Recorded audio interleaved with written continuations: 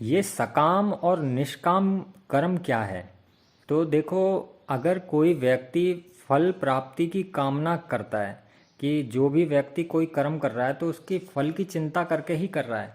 अगर कोई व्यक्ति किसी को कुछ दे रहा है तो बदले में वो किसी और चीज़ की कामना करता है, चाहत करता है कि मुझे बदले में वो चीज़ मिलनी चाहिए। तो ऐसा किया हुआ कर्म जो होता है वो सकाम कहलाता है, जिसमें फल प्राप्ति की इच्छा छुपी हो। ऐसा कर्म होता है, उसको सकाम कहते हैं।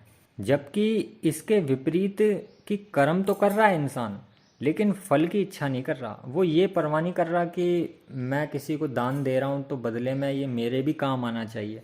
वो इसकी इच्छा नहीं करता, बस वो अपना कर्म करते चला जा रहा है फल की इच्छा करे बगैर। तो ऐसे कर्म को निष्काम कर्म कहते हैं।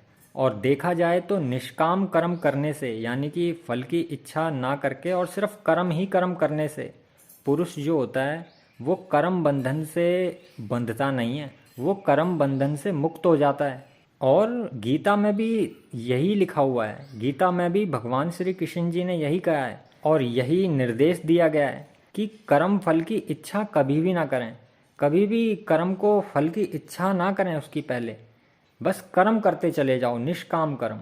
क्योंकि मनुष्य जो है उसका अधिकार कर्म करने का तो है। मनुष्य कर्म कर सकता है, इसका उसको पूर्ण अधिकार है। लेकिन मनुष्य को फल क्या प्राप्त होगा, इसमें उसको पूर्ण अधिकार नहीं है।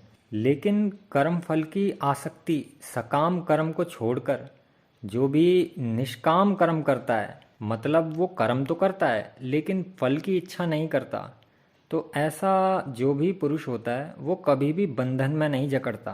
कर्म के बंधन में तो वो फंसता ही नहीं है। और योगी पुरुष जो होते हैं वो कर्म फल को त्याग कर निष्काम कर्म द्वारा निष्ठा से भरी शांति को प्राप्त हो जाते हैं। और ध्यान से कर्म फल का त्याग निष्काम कर्म श्रेष्ठ है। त्याग से शीघ्र ही शांति प्राप्त हो जाती है। इसलिए व्यक्ति को त्यागशील होना ही चाहिए। ओम नमः शिवाय।